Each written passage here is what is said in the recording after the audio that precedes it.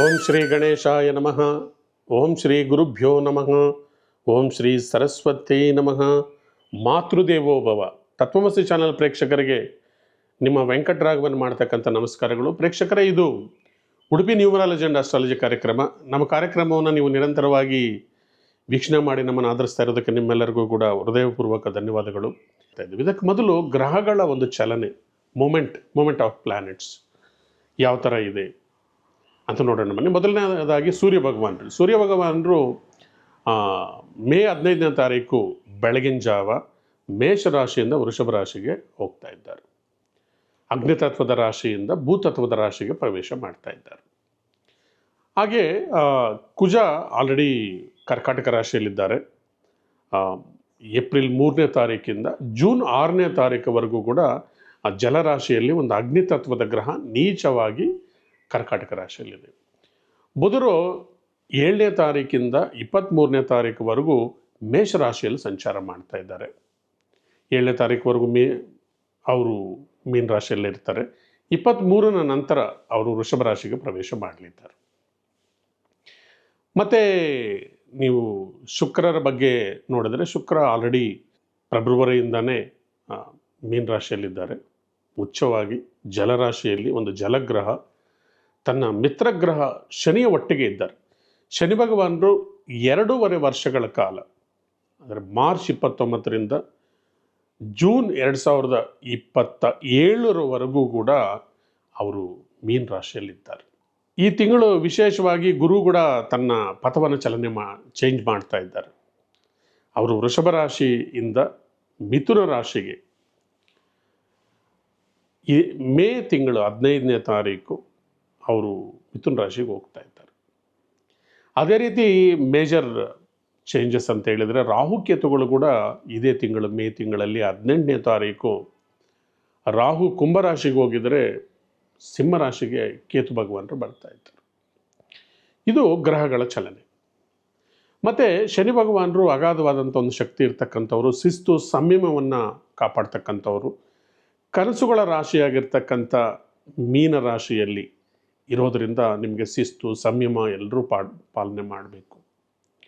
ಭಕ್ತಿ, ಮುಖ್ಯವಾಗಿ ಮೀನರಾಶಿ ಭಕ್ತಿಗೆ ಸಂಬಂಧಿಸಿರ್ತಕ್ಕಂಥ ರಾಶಿ, ಮೋಕ್ಷಕ್ಕೆ ಸಂಬಂಧಿಸಿರ್ತಕ್ಕಂಥದ್ದು ರಾಶಿ. ಯಾಕೆಂದರೆ ದ್ವಾದಶ ರಾಶಿಯಲ್ಲಿ ಕೊನೆ ರಾಶಿ ಆಗಿರೋದರಿಂದ ಭಕ್ತಿಗೆ ಪ್ರಾಧಾನ್ಯ ಕೊಡೋದ್ರಿಂದ ಒಳ್ಳೆಯದಾಗತ್ತೆ.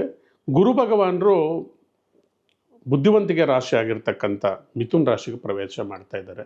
ಕಾಂಪಿಟೇಟಿವ್ ಎಕ್ಸಾಮಿನೇಷನ್ಸು, ಹೈಯರ್ ಸ್ಟಡೀಸ್ಗೆ ಸ್ಕೂಲ್ ಪರ್ಮಿಷನ್ಸು, ಹೊಸ ಜಾಯ್ನಿಂಗ್ಸು, ಹೀಗೆ ವಿದ್ಯಾಭ್ಯಾಸದ ರಂಗದಲ್ಲಿ ಪರಿವರ್ತನೆಯನ್ನು ಮಾಡ್ತಾ ಇದ್ದಾರೆ. ಮತ್ತು ಕಂಪ್ಯೂಟರ್ ಸಂಬಂಧಿಸಿರ್ತಕ್ಕಂಥದ್ದು, ಟೆಕ್ನಾಲಜಿಗೆ ಸಂಬಂಧಿಸಿರ್ತಕ್ಕಂಥ ರಾಹು ಮತ್ತೊಂದು ಟೆಕ್ನಾಲಜಿಗೆ ಸಂಬಂಧಿಸಿರ್ತಕ್ಕಂಥ ರಾಶಿಗೆ, ಕುಂಭರಾಶಿಗೆ ಪ್ರವೇಶ ಮಾಡ್ತಾ ಇದ್ದಾರೆ. ಕುಂಭರಾಶಿ ಮೂಲ ತ್ರಿಕೋಣ ಕೂಡ ಹೌದು. ಸೊ ಅದರಿಂದ ರಾಹು ಕುಂಭರಾಶಿಯಲ್ಲಿರೋದು ಜಗತ್ತಿನಲ್ಲಿ ಸಾಕಷ್ಟು ಟೆಕ್ನಾಲಜಿಯಲ್ಲಿ ಪರಿವರ್ತನೆ ಆಗ್ತಕ್ಕಂಥದ್ದು. ನೀವು ಅಂತ ತೊಗೊಂಡಿದ್ರು, ಕಂಪ್ಯೂಟರ್ ನಾಲೆಡ್ಜು, ಅಥವಾ ನೀವು ಸಾಫ್ಟ್ವೇರ್ ಡೆವಲಪ್ಮೆಂಟ್ಸು, ಅಥವಾ ಈ IT BT ರಂಗಗಳಲ್ಲಿ ಅಗಾಧವಾದಂಥ ಜಯ ಸಿಗ್ತಕ್ಕಂಥದ್ದು. 1.5 ವರ್ಷಗಳ ಕಾಲ ಕುಂಭರಾಶಿಯಲ್ಲಿ ರಾಹು ಇರೋದರಿಂದ ಒಳ್ಳೆಯದಾಗುತ್ತೆ. ಹಾಗೆ ಸಿಂಹರಾಶಿಯಲ್ಲಿ ಕೇತು ಭಗವಾನರು ಬರ್ತಾ ಇದ್ದಾರೆ. ಸಿಂಹರಾಶಿ ಮುಖ್ಯವಾಗಿ ಪಾಲಿಟಿಕ್ಸನ್ನು ಹೇಳುತ್ತೆ, ರಾಜಕೀಯಕ್ಕೆ ಸಂಬಂಧಿಸಿರ್ತಕ್ಕಂಥ ರಾಶಿ. ಯಾಕಂದರೆ ಇದು ರಾಜರ ರಾಶಿ, ಕ್ಷತ್ರಿಯ ರಾಶಿ, ಅಗ್ನಿತತ್ವದ ರಾಶಿ ಆಗಿರೋದ್ರಿಂದ, ಕೇತು ಅಲ್ಲಿರೋದ್ರಿಂದ ರಾಜಕೀಯದಲ್ಲಿ 1.5 ವರ್ಷಗಳ ಕಾಲ ಸಾಕಷ್ಟು ಸಂಚಲನ ನಡೆಯುತ್ತೆ. ದೇಶದಾದ್ಯಂತ, ಪ್ರಪಂಚದಾದ್ಯಂತ ಮೂಲೆ ಮೂಲೆಗಳಲ್ಲಿ ರಾಜಕೀಯ ನಾಯಕರ ಆರ್ಭಟ, ರಾಜಕೀಯದಲ್ಲಿ ಅತಂತ್ರ ಮತ್ತು ರಾಜಕೀಯ ನಾಯಕರಿಗೆ ಅತಂತ್ರ, ರಾಜಕೀಯದಲ್ಲಿ ಕ್ಷಿಪ್ರಗತಿಯ ಪರಿವರ್ತನೆಗಳು ಕೂಡ ನಡೀತಾ ಇರುತ್ತೆ. ಸ್ನೇಹಿತರೆ, ದ್ವಾದಶ ರಾಶಿಯಲ್ಲಿ ನಾವು ಮೇಷದಿಂದ ಕುಂಭದವರೆಗೂ ಮಾಡಿದ್ವಿ. ಇವತ್ತು ಮೀನ ರಾಶಿ ಬಗ್ಗೆ ಮಾತಾಡೋಣ ಬನ್ನಿ ಸ್ನೇಹಿತರೆ. ಮೀನ ರಾಶಿ ಜಲರಾಶಿ, ಈ ಸದಾ ಕನಸು ಕಾಣ್ತಕ್ಕಂಥ ರಾಶಿ. ಇಲ್ಲಿ ಶನಿ ಭಗವಾನರಿದ್ದಾರೆ. ಶನಿ ಶಿಸ್ತು, ಸಂಯಮ, ನಿಧಾನದ ಗ್ರಹ ಆಗಿರೋದ್ರಿಂದ ಈ ಎರಡರ ಮಧ್ಯೆ ನೀವು ಬ್ಯಾಲೆನ್ಸ್ ಮಾಡಬೇಕು. ನಿಮ್ಮ ಮನಸ್ಸನ್ನು ಯಾವಾಗಲೂ ಲಹರಿಯಲ್ಲಿ ನೀರಿನಂತೆ ಹರಿತಾ ಇರತಕ್ಕಂಥ ನಿಮ್ಮ ಮನಸ್ಸನ್ನು ಈ ಸ್ಲೋ ಆಗಿ ಆಲೋಚನೆ ಮಾಡ್ತಕ್ಕಂಥ ಈ ಶನಿ ಭಗವಾನರಿಗೆ ಹೊಂದ್ಕೊಂಡು ಹೋಗ್ಬೇಕಂದ್ರೆ ಸ್ವಲ್ಪ ಮೆಡಿಟೇಷನ್ ಮಾಡಲೇಬೇಕು, ಯೋಗ ಮಾಡಬೇಕು, ಸ್ವಲ್ಪ ಭಕ್ತಿ ಮಾರ್ಗದಲ್ಲಿ ಹೋಗಬೇಕು. ಶನಿ ಭಗವಾನರು ಹೆಂಗೂ ಭಕ್ತಿಗೆ ಸಂಬಂಧಿಸಿರ್ತಕ್ಕಂಥ ಗ್ರಹ. ನೀವು ಸ್ವಲ್ಪ ಭಕ್ತಿ ಮಾರ್ಗದಲ್ಲಿ ಹೋಗಬೇಕು. 7.5 ಶನಿಕಾಟ ಬೇರೆ ನಿಮಗೆ ನಡೀತಾ ಇದೆ. ಸ್ವಲ್ಪ ಆ, ಗಣೇಶ ಸಂಕಷ್ಟರ ಜೊತೆಗೆ ಶನಿ ಭಗವಾನರನ್ನು ಆರಾಧನೆ ಮಾಡ್ತಾ ಬನ್ನಿ. ಶನಿದೇವರ ದೇವಸ್ಥಾನಕ್ಕೆ ಹೋಗಿ ಎಳ್ಳು ಎಣ್ಣೆಯನ್ನು ಶನಿ ಭಗವಾನರಿಗೆ ಅಭಿಷೇಕಕ್ಕಾಗಿ ಅಥವಾ ದೀಪಕ್ಕೆ ನೀವು ಕೊಡ್ತಾ ಬನ್ನಿ.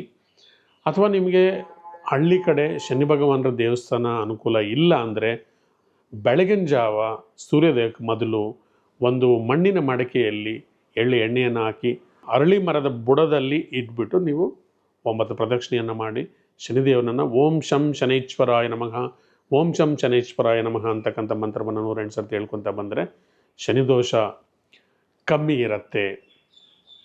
ಮತ್ತು ನಿಮಗೆ ಸೂರ್ಯ ಭಗವಾನರು 3ನೇ ಮನೆಯಲ್ಲಿದ್ದರೆ ಒಳ್ಳೆಯದೇ. 6ನೇ ಮನೆ ಅಧಿಪತಿ 3ನೇ ಮನೆಯಲ್ಲಿದ್ದರೆ ಸ್ವಲ್ಪ ಪ್ರಯಾಣಗಳಾಗ್ತಕ್ಕಂಥದ್ದು, ಮತ್ತು ಸ್ವಲ್ಪ ಪ್ರಯತ್ನದಿಂದ ಕೆಲಸ ಕಾರ್ಯಗಳನ್ನು ಜಯ ಪಡ್ಕೊಳ್ತಕ್ಕಂಥದ್ದು, ಆರೋಗ್ಯದಲ್ಲಿ ಸ್ವಲ್ಪ ಚೇತರಿಕೆ ಆಗೋದು, ಇದೆಲ್ಲವನ್ನು ಕೂಡ ತೋರ್ತಾ ಇದೆ.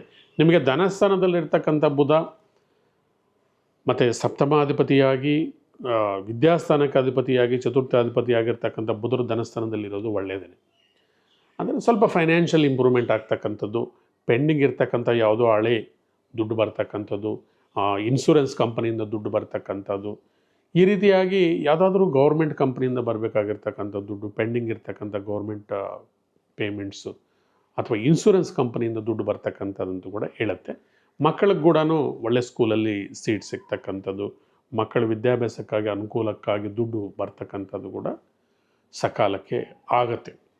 ನೆಕ್ಸ್ಟು ಕುಜ ಯೋಗಕಾರಕನಾಗಿ ಧನಾಧಿಪತಿ ಮತ್ತು ಪಿತೃಸ್ಥಾನಾಧಿಪತಿಯಾಗಿ ಪೂರ್ವಜನ್ಮದ ಪುಣ್ಯಸ್ಥಾನದಲ್ಲಿದ್ದಾನೆ.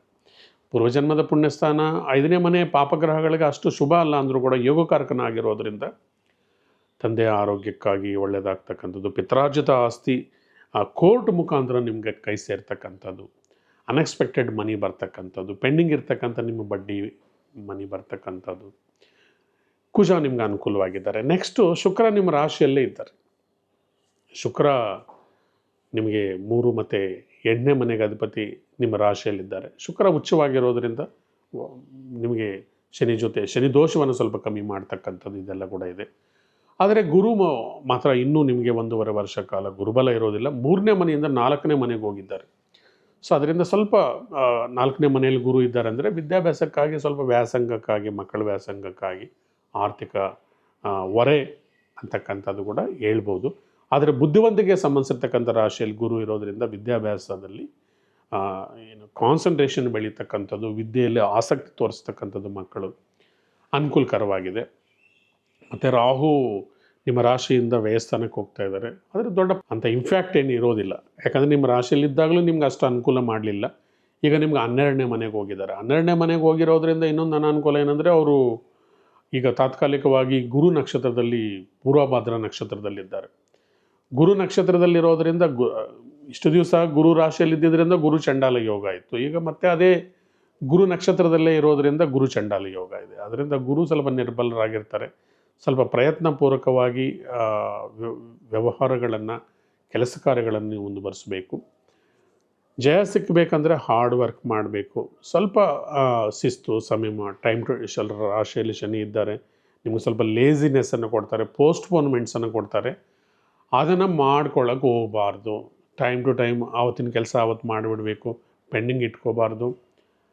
ಮತ್ತು ಅನಾವಶ್ಯಕವಾಗಿರ್ತಕ್ಕಂಥ ವ್ಯವಹಾರಗಳಲ್ಲಿ ನಿಮ್ಗೆ ಸಂಬಂಧ ಇಲ್ಲದೆ ಇರ್ತಕ್ಕಂಥ ವ್ಯವಹಾರಗಳಲ್ಲಿ ಕೈ ಹಾಕಕ್ಕೆ ಹೋಗಬೇಡಿ. ಕೇತು ಮಾತ್ರ ನಿಮ್ಮ ಬೆನ್ನಿಗೆ ನಿಂತ್ಕೊಂಡಿದ್ದಾರೆ. 6ನೇ ಮನೆಯಲ್ಲಿ ಪಾಪಗ್ರಹ ಇರೋದು ಒಳ್ಳೆಯದು. ಅಂದರೆ ಸ್ವಲ್ಪ ದೂರದ ಪ್ರದೇಶಗಳಲ್ಲಿ ಉದ್ಯೋಗ ಅವಕಾಶಗಳನ್ನು ಪಡ್ಕೊಳ್ತಕ್ಕಂಥದ್ದು. ಮತ್ತು ಕೆಲವರಿಗೆ ಆಲ್ರೆಡಿ ವಿದೇಶಗಳಲ್ಲಿ ಇರ್ತಕ್ಕಂಥ ಕೆಲವರಿಗೆ ಸ್ವಲ್ಪ ಟೆನ್ಷನ್ಸ್, ಸ್ಟ್ರೆಸ್ ಕೂಡ ಇರುತ್ತೆ. ಗುರು 10ನೇ ಮನೆಯಲ್ಲಿದ್ದು ನಿಮ್ಮ ಕರ್ಮಸ್ಥಾನವನ್ನು ನೋಡ್ತಾ ಇರೋದರಿಂದ ಉದ್ಯೋಗಿಗಳಿಗೆ ವಿದೇಶದಲ್ಲಿರ್ತಕ್ಕಂಥವ್ರಿಗೆ ಸ್ವಲ್ಪ ಟೆನ್ಷನ್ ಇರೋದು. ಮತ್ತು ಇಲ್ಲಿ ಕೂಡ ಕೆಲವು ಕಂಪ್ನಿಗಳಲ್ಲಿ ಲೇ ಆಫು ಇಂಥದ್ದೆಲ್ಲ ಕೂಡ ಇರುತ್ತೆ. ಅವ್ರಿಗೆ ಕೂಡ ಸ್ವಲ್ಪ ಟೆನ್ಷನ್ ಇರುತ್ತೆ. ರೆಗ್ಯುಲರ್ ಆಗಿ ಹನುಮಾನ್ ಚಾಲೀಸ ಓದ್ಕೊಳ್ಳಿ, ಹನುಮಾನ್ ದಂಡಕ ಓದ್ಕೊಳ್ಳಿ, ಗಣಪತಿ ಆರಾಧನೆ ಮಾಡಿ. ರಾಹು ನಿಮ್ಗೆ 12ನೇ ಮನೆಯಲ್ಲಿ ಇರೋದ್ರಿಂದ ಹೆಚ್ಚಾಗಿ ರಾಹುಗೆ ಕಿಚನಲ್ಲಿ ಕೆಳಗಡೆ ಕೂತ್ಕೊಂಡು ಊಟ ಮಾಡಿ. ಎಲ್ಲಾದರೂ ಇಂಪಾರ್ಟೆಂಟ್ ಕೆಲಸಕ್ಕೆ ಹೋಗುವಾಗ ಕರ್ಪೂರವನ್ನು ಹಚ್ಚಿ ಹೋಗೋದ್ರಿಂದ ಕೂಡ ನಿಮಗೆ ರಾಹು ಸಪೋರ್ಟ್ ಮಾಡ್ತಾ ಬರ್ತಾ ಇರ್ತಾರೆ. ಬೆಡ್ರೂಮಲ್ಲಿ ನೀವು ರಾಕ್ ಸಾಲ್ಟ್ ಮತ್ತು ಇದ್ದಲು ಕೂಡ ನೀವು ಬೆಡ್ರೂಮಲ್ಲಿ ನೈಋತ್ಯ ಮೂಲೆಯಲ್ಲಿ ಇಡೋದ್ರಿಂದ ಕೂಡ ರಾಹು ದೋಷ ಕಮ್ಮಿ ಆಗುತ್ತೆ. ಖರ್ಚನ್ನು ಆಲೋಚನೆ ಮಾಡಿ, 1ಕ್ಕೆ 10 ಸರ್ತಿ ಆಲೋಚನೆ ಮಾಡಿ. ಧನಸ್ಥಾನದಲ್ಲಿರ್ತಕ್ಕಂಥ ಶನಿ ಭಗವಾನರು ಆರ್ಥಿಕ ಅಡಚಣೆಗಳನ್ನು ಕ್ರಿಯೇಟ್ ಮಾಡಿದರೆ, ವ್ಯಯಸ್ಥಾನದಲ್ಲಿರ್ತಕ್ಕಂಥ ರಾಹು ನಿಮ್ಮನ್ನು ಸ್ಪೆಂಡ್ ಮಾಡು ಅಂತ ಹೇಳುತ್ತೆ. ಆದ್ದರಿಂದ ನೀವೇನಾದರೂ ಅನಗತ್ಯವಾಗಿ ಬ್ಯಾಂಕಿಂದ ಮತ್ತು ಫೈನಾನ್ಷಿಯಲ್ ಇನ್ಸ್ಟಿಟ್ಯೂಷನ್ಸಿಂದ ಲೋನ್ ತೊಗೊಂಡಿದ್ರೆ ಹೆಚ್ಚು ಒತ್ತಡ ಆಗತ್ತೆ. ನಿಮ್ಮಲ್ಲಿ ಎಷ್ಟು ಹಣ ಇದೆಯೋ ಅದರಲ್ಲಿ ನೀವು ಅಡ್ಜಸ್ಟ್ ಮಾಡ್ಕೊಂಡು ಹೋಗಿ, ಆಸೆಗೋಗಿ ಹೆಚ್ಚು ದುಬಾರಿ ಖರ್ಚುಗಳನ್ನು ಮಾಡ್ಕೊಳ್ಳೋಕೆ ಹೋಗಬೇಡಿ. ಸಂಯಮದಿಂದ ಇರಿ, ಜಾಗ್ರತೆಯಿಂದ ಇರಿ ಅಂತ ಹೇಳ್ತಾ ಈ ಕಾರ್ಯಕ್ರಮವನ್ನು ನಾನು ಇಲ್ಲಿಗೆ ಮುಕ್ತಾಯ ಮಾಡ್ತಾ ಇದ್ದೀನಿ. ಸರ್ವೇ ಜನ ಸುಖಿನೋ ಭವಂತು. ನಾನು Venkataraghavan, Udupi numerology and astrology ಕಾರ್ಯಕ್ರಮ. Thank you very much. Thank you.